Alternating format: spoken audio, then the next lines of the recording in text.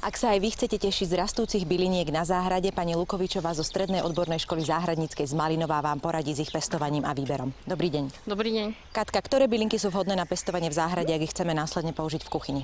Takže máme tu petržlen, bazálka, majorán, šalvia, oregano, rozmarín, levandula, tymián, meta, pažitka. Všetko, čo sa dá použiť v kuchyni. Áno. Povedzme si, aká je vhodná zemina. Zemina, špeciálna zemina pre bylinky alebo obyčajný záhradný substrát. Používame na tieto bylinky aj nejaké hnojivo, ak vieme teda o tom, že ich ideme neskôr konzumovať? Používame je špeciálne hnojivo na bylinky. A do akej hĺbky sadíme tieto bylinky? Bylinky sadíme do takej hĺbky, ako boli v kvetinači. Takže tuto aj vidíme, že tie bylinky máme dostatočne ďaleko od seba. Takže predpokladáme, že bylinka sa bude rozťahovať, rozširovať. Áno, musíme bylinke nechať dostatočný priestor, aby mala kde rásť. Aby nám rastlinky neprerastali, takže zaštipujeme, zastrihávame, alebo po prípade sa dáva zabrana, vloží sa a tým zabránime, aby nám korienky z jednej rastliny prerastali do druhej. Vloží sa, zahrabe sa.